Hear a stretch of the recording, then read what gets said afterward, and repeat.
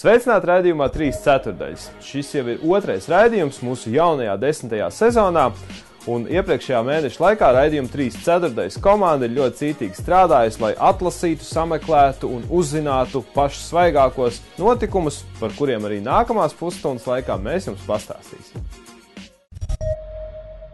Ikšķilē 4 jaunieši izveidoja projektu ar nosaukumu Go Beyond, kas ir sociāls projekts, un to arī atbalsta Ikšķilas novada pašvaldība. Sākotnēji šiem jauniešiem bija doma, ka projekta mērķis būs integrēt cilvēkus ar invaliditāti sabiedrībā, taču mēs visi saprotam, ka tas ir diezgan grūts un ilgs process. Tāpēc tika nolēmts, ka jaunieši taisīs pasākumu ar nosaukumu Skatuve ikvienam. Šim projektam noteikti ir vairāki labumi. Pirmkārt jau tas, ka cilvēki, kur ikdienā uzturās, piemēram, pansionātos vai kaut kādās nelielās grupās, viņiem ir iespēja iziet ārā, satikt citus, parunāties, jo gal galā tādi mēs arī cilvēki esam. Mums patīk būt sabiedrībā un patīk uzzināt kaut ko jaunu. Un arī projekta organizatori paši cer, ka šis nebūs pirmais un arī ne pēdējais gads, kad Ikšķilē tiek rīkots šāds projekts un šāds pasākums.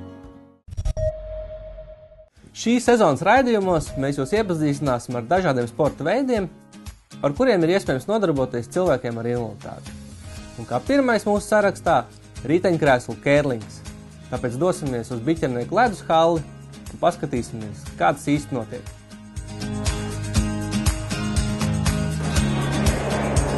Noteikumi ir ļoti vienkārši. Kam ir tuvāk akmens centram, tas arī vinnē. To var panākt dažādiem veidiem, bet jo vairāk tev akmeņu ir tuvāk centram, jo labāk, jo tu esi vinnējis. Es sākumā nonācu tieši Kerlinga, tas bija diezgan labu laiciņu atpakaļ, laikam 5 vai 6 gadi atpakaļ. Kaut ko jau gribas darīt. Tas ir komandas sporta veids, tāpēc es nonācu paukošanā, tāpēc gribas kaut ko priekš sevis, bet tas primārais tomēr bija Kerlings. Ārzemē, jā, mēs arī brauksim spēlēm ar dažādiem valstīm. Un ir arī čempionātas pasaules grupā un grupa B. Un paralimpiskas spēles, mēs tagad nespēlēsim tur. Jā, mēs visi gribam tikt uz Ziemas paralimpiādi. Tas ir iespējams, mums ir diezgan laba komanda, un kādreiz mēs to noteikti sasniegsim. Tas sporta veids mums, paldies Dievam, ir apmaksāts paralimpiskais, bet ir jārēķinas ar to, ka uz ledus tik tiešām ir augsti. Jā, ir jāģērbjas silti un jārēķinas ar tiem brīviem laikiem, ar pieejamiem laikiem ledum. Jā, ka tas nav vienmēr, ka tu gribi aiziet vakaros vai pa dienu vai rītos. Jā, vienkārši ir jārēķinas, ka tev ir jāpielāgojas tiem laikiem.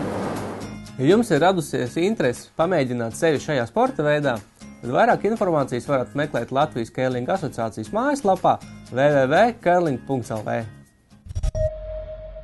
Es vienmēr esmu piekritis, ka dažādas tehnoloģijas vai aplikācijas mobilajā telefonā var spēt atvieglot mums dzīvi.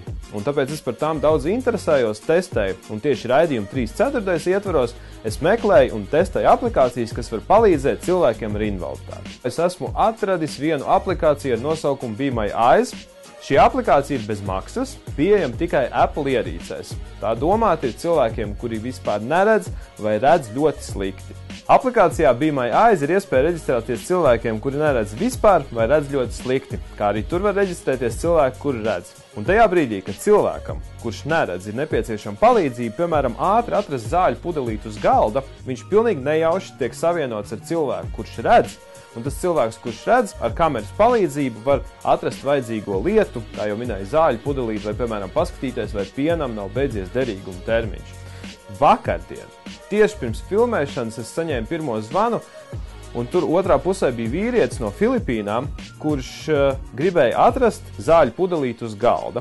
Principā mana palīdzība aizņēma 30 sekundes. Šo aplikāciju es noteikti varu ieteikt lietotājiem, jo, ja arī jūs, piemēram, nezināt angļu valodu, par to nevajag uztraukties. Ir arī pieejama krievu valoda, latviešu valodā, diemžēl, šī aplikācija nav pieejama. Un kas vēl ir interesanti, tie, kas vēlas palīdzēt, zvanu nekad nevar saņemt, piemēram, 2 naktī un izcelt no gultas, jo šī aplikācija ir pietiekami gudra, kura skatās to laiku, kad tu varētu būt augšā. Es, piemēram, savu zvanu saņēmu 9 no rīta darba dienā. Tas ir pilnīgs normāls laiks, kad cilvēki, kuri iet strādā kaut ko, jau ir augšā un piecēlušies.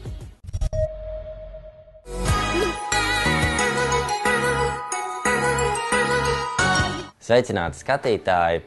Šajā reizē vides pieejamības ziņās es jums pastāstīšu par tādu vides pieejamības risinājumu kā akustiskā cilpa, jeb indukcijas cilpa, kas ir ļoti svarīgi cilvēkiem ar vāju dzirdi. Akustisko cilpu lieto cilvēki, kam ir dzirdes aparāts. Un jebkuram dzirdes aparātam mūsdienās ir šī funkcija, lai varētu saņemt informāciju no akustiskās cilpas. Akustiskā cilpa ir vats, kas novilkta, piemēram, telpai pa perimetru. Un cilvēks, kam ir dzirdes aparāts, atrodoties šajā telpā, viņš saņem signālu no šīs cilpas. Uz akustisko cilpu skaņa tiek nodota. Viens variants ir no mikrofona, piemēram, konferenču telpās, biļešu kasēs, teātra izrādēs vai arī no kādas audio iekārtas, piemēram, kinoteātros, autobusos, kas nosauc pieturas. Pagājušā gadā mums notika pasākums no Latvijas Nacionālajā bibliotēkā, kur konferenču zālē šī akustiskā cilpa ir. Man bija iespēja to izmēģināt, un tā labi darbojās. Un es gribētu, lai tās cilpas būtu arī citās konferenču zālēs, lai cilvēki būtu informēti par to eksistenci un prastu izmantot. Cilpām ir jābūt arī slimnīcās, bankās, baznīcās, teātros un citās sabiedriskajās iestādēs, mācību iestādēs noteikti. Un kā mēs dzirdējām, akustiskā cilpa būtiski atvieglo dzīvi cilvēkiem ar dzirdes traucējumiem un ļauj pilnvērtīgi integrēties sabiedrībā. Un tātad nākamajos raidījumos mēs parunāsim par tikpat būtiskiem vides pieejamības risinājumiem. Februāra mēnesī Rīgā notika kāds seminārs ar nosaukumu Kā tikt galā ar problēmu izraisošu uzvedību. Šo semināru rīkoja organizācija ar nosaukumu Velku biedrība. Viņi darbojas jau Latvijā 25 gadus, tāpēc mēs pie viņiem braucām, lai noskaidrotu, ko tad viņi ikdienā dara. Mēs mēģinām strādāt ar ģimenēm, kas audzina bērnus ar funkcionāliem traucējumiem. Un tieši to es gribu uzsvert, ka nevis bērns ar invaliditāti, bet bērns ar funkcionāliem traucējumiem, jo no pašiem sākumiem tā mūsu doma un cerība ir, ka arī Latvijā beidzot sabiedrība nonāks līdz tam, kad vērtēs cilvēku nevis pēc tā, kas viņam nav, bet pēc tā, ko viņš var. Un pieņemt bērnus tādus, kādi viņi ir, ģimenēm nav viegli, un to mēs arī cenšamies darīt.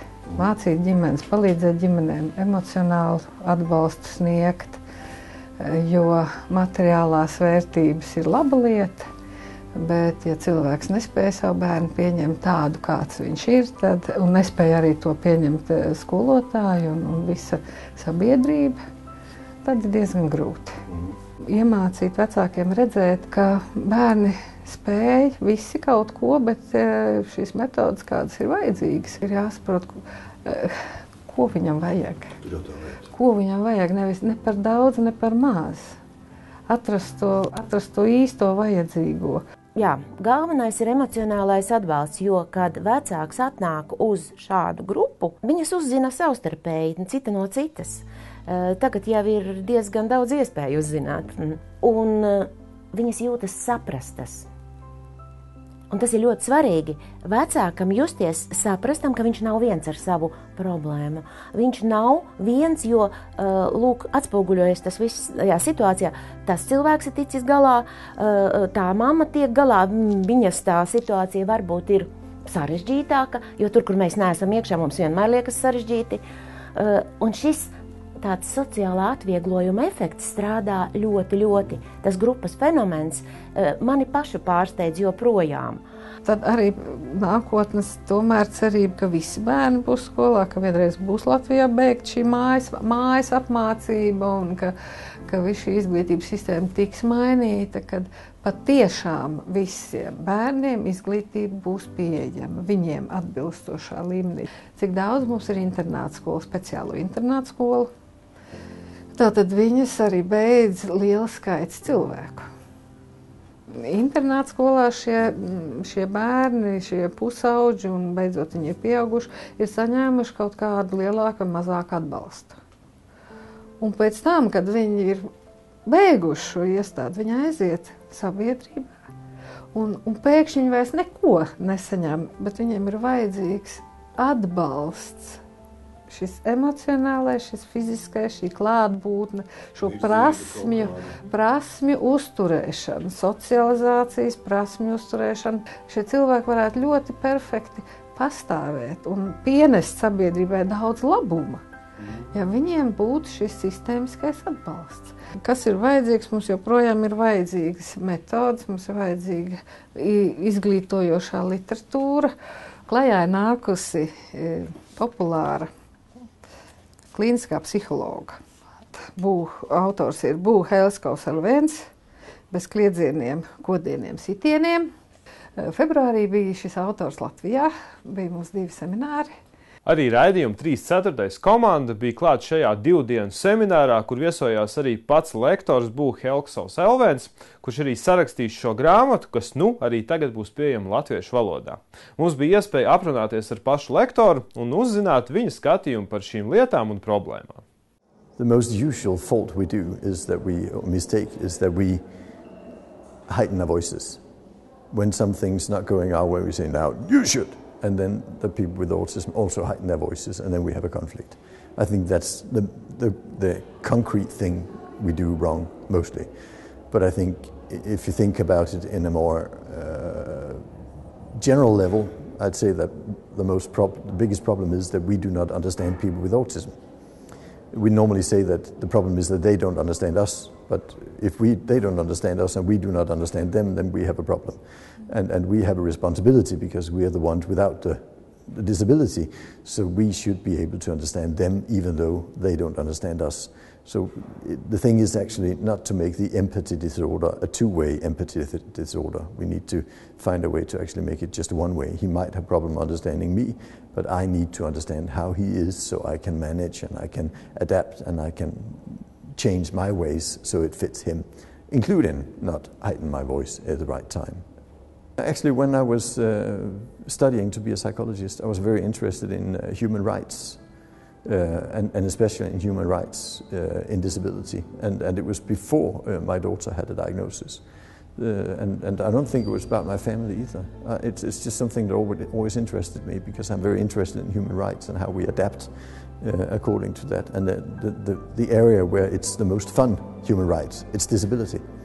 Because this is where we really are challenged on the human rights thinking. So actually, I can't say that it was there. Of course, maybe, yeah. But to me, it was, how should you say it? To me, it was, of course, people with special needs have human rights, and I saw that people didn't think that.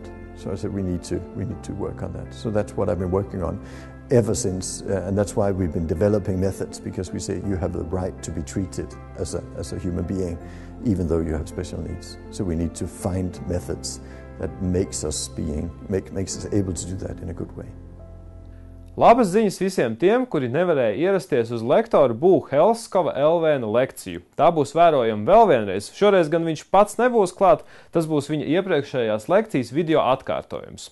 Tas notiks Latvijas Nacionālajā bibliotēkā 21. martā, un visiem tiem, kuri vēlas tur būt, iesaku pieteikties, rakstot uz e-pasta adresi velki@velki.lv. Stāstu sēriju mēs turpinām ar 16 gadus veco Matīsu, ar kuru mums bija iespēja pavadīt interesantu dienu. Paldies, ka skatījāties! Sekojiet arī mūsu Facebook lapai, un mēs ar jums tiekamies jau 16. aprīlī. Čau!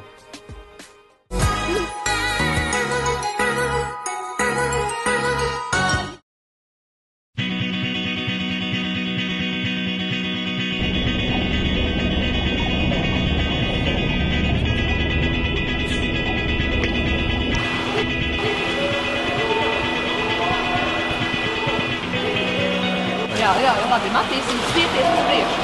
Un rokas arī uz priekšu, ja? Un tev lāvam un izteistoties vairāk. Nē, pozitīvs viņš ir, bet, viņam ir savs stingrs raksturs, es tā gribu teikt. Vai ne, Matīs? Jā. Un puķu gadā dzimis reizēm arī tas puķīts izlien ārā. Jā, Matīs? Ko? Un vērses. Viņš ir, maijā vērsīts pēc rakstura, arī radziņi. Bet nē, kopumā viņš tāds, pozitīvs, jā, bet raksturs viņam ir. Nevar viņu tā stumdīt vai bīdīt. Ja viņš ir izdomājis, tā tas arī, būs.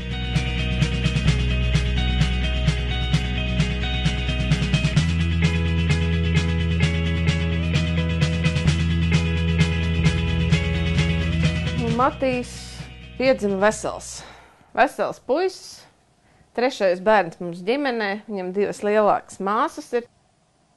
6,5, 7 mēnešu vecumā saslima.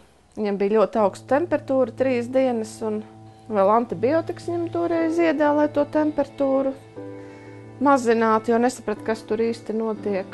Temperatūra nokritās, viņš izsitās viss ar tādām, nātrina vai kā lai saka, pumpiņas tādas sīkas, alerģija. Temperatūra pazuda, bet, tā kā tas ir 3. bērns, es sapratu, ka kaut kas nav kārtībā. Apkārtēji viss mierināja, tur dakti, ka nekas tur nav, un ka vienkārši, viņš ir sagurs vēl pēc tās slimības, ka viss ir kārtībā, bet, diemžēl tā nebija. Un tad mēs caur draugiem atradām iespēju, viņi mums teica, ka viņiem zināma daktara Cipele bērnu Gaļezerā, un atbraucām uz bērnu Gaļezeru. Grūti ar tiem izmeklējumiem toreiz. Viņam ir diagnoze BCT, psihomotora aizture, ko es arī novērojos, un kas ir tas, kas ir Matīsam. Viņam neveidojas muskuļu masa, viņam ir ļoti vāja muskuļi. Gan runāšana, gan staigāšana, gan fiziskais, tas ir tas, uz ko mums visu laiku ir jānodarbos, jācīnās ar to, lai sasniegtu.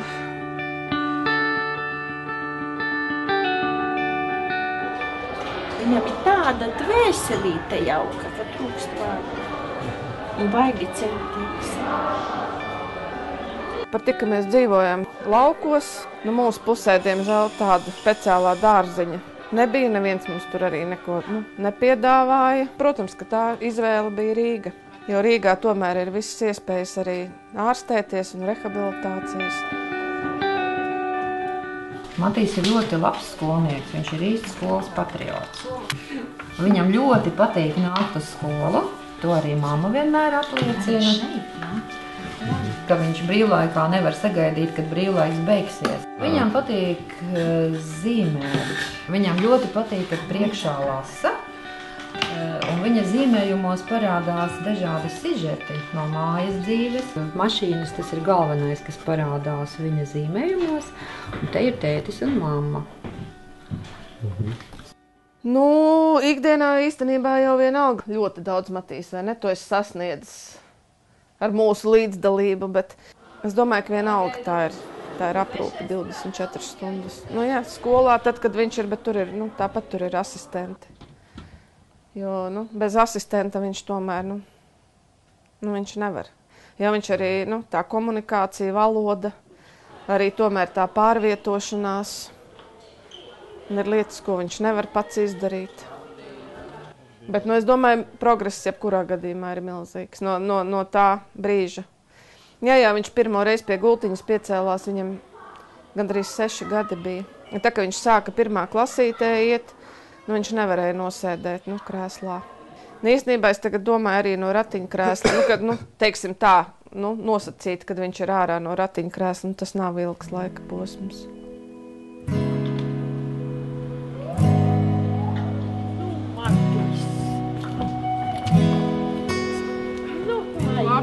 Labi, laimīgos, līdz rītam. Atā.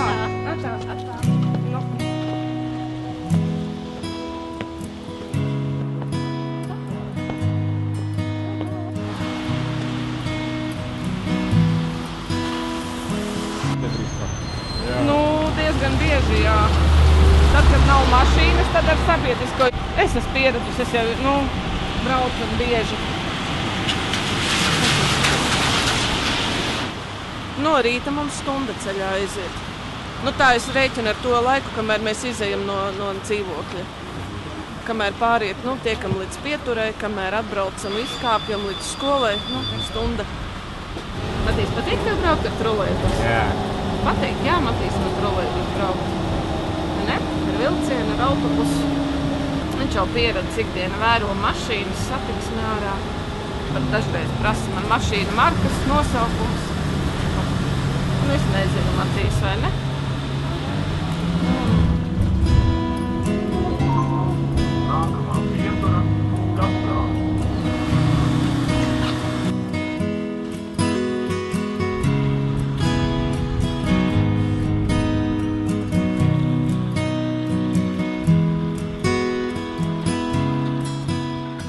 Matīs, nu, kas tu gribi būt, ka izaugs liels?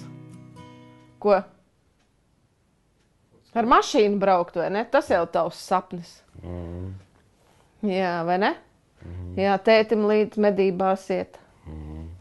Ļoti gribētos cerēt, ka, nu, kā piemēram ārzemēs, kā ir Vācijā, kā ir citur, ka viņi, nu, it kā ir dienas centrs vai, nu, es nezinu, kas, tur arī viņi dzīvo, tur ir viņiem istabiņas, tur viņi dara katrs kaut kādu darbiņu, viņi tiek, nu, uzraudzīti. Nu, man gribētos kaut ko vairāk varbūt tādu cerēt, bet, nu, nezinu. Tu, piemēram, varētu rāvēt vai braukt ar traktoriņu, pļaut zāli vai es nezinu, nu, kaut ko darīt. Vai griezt salātiņus, Matīs, kā tev patīk gatavot ēst, palīdzēt. Ko? Jā, nu, kaut kādas iespējas, lai viņš justos arī noderīgs tīri, nu, tā. Kaut kādā sporta veidā viņu vest kaut kur, nu arī, tas arī zināmā mērā. Nepatīk tev sportot? Nu, ko tu tagad stāsti? Ko? Nu, ja? Tur būtu draugi. Ko? Nē? Nu, tad nezinu, Matīs, nu, ja, tā kā es saku. Jādomā, ko mēs nezinām. Nu, mums cilvēki ir drūmi noguruši. Dažkārt neiecietīgi. Varbūt mēs pat, nu, par sīkumiem, kur galīgi nebūtu mums pamata satraukumam. Un droši vien, ka tas ir mūsu dzīves līmenis, ka mēs vairāk tiecamies, lai mēs varētu, nu, izdzīvot, nomaksāt, paspēt. Jaunieši, man, nu, patīk mūsu jaunieši. Jau redz, viņi arī ļoti daudz ceļo, viņiem ir cits jau dzīves redzējums, dzīves skatījums. Jā, paudžu maiņa notiek, jā. Un tas mani priecē ļoti, ļoti. Ikdienā es nodarbojos vairāk, laikam, jā, tas ir Matīs, kam ir pakārtota mana ikdiena. Bet, nu, iespēja robežās, protams, kad, nu, lai es neizdegtu, un tomēr man arī gribas kaut ko sev. Tie ir teātri, bez kura es nevaru iedomāties, ja es nevarētu apmeklēt teātri. Koncerti, jā, tas ir tas, kas mani uzlādē. Nu, īstenībā dēļ Matīs, jā, ko es varbūt nekad nebūtu. Noteikti, ka es nekad nedzīvotu Rīgā, pie kā es varbūt, nu, šobrīd pieradusi, varbūt arī tāpat laukos. Un tomēr iespējas ir noteikti vairāk. Un redzes loks, un ļoti daudzas dēļ, nu, Matīsa rehabilitācijas, un dēļ mēs esam ļoti daudz redzējuši. Ļoti. Vietās, kur es nekad nebūtu. Un es nebūtu nekad tur aizbraukusi, un Matīs arī nē. Tad, kad ir brīvs, es gribu, lai viņš pēc iespējas vairāk, nu, veidot viņa to redzesloku, lai viņš pēc iespējas arī vairāk, nu, redz kaut ko. Jaltu esam izbraukājuši, Simferopoli, Sevastopoli, ekskursijas tur esam ņēmuši. Un uz vietas, uz kino, uz kafejnīcām, nu, vienmēr sakot, patīk ļoti ceļot. Ekskursijas un bagātināt, vai ne? Jā, savu redzesloku. Jā, es varu teikt, ka es esmu laimīgs cilvēks, jā. Man ir trīs brīnišķīgi bērni, mazbērni, vīrs, uz nodu, māja, esam apģērbti, paēduši, nu, ja tā. Būtu grēks žēloties, jā. Un paldies Dieviņam par visu, kad, nu, ir tas, kas mums ir.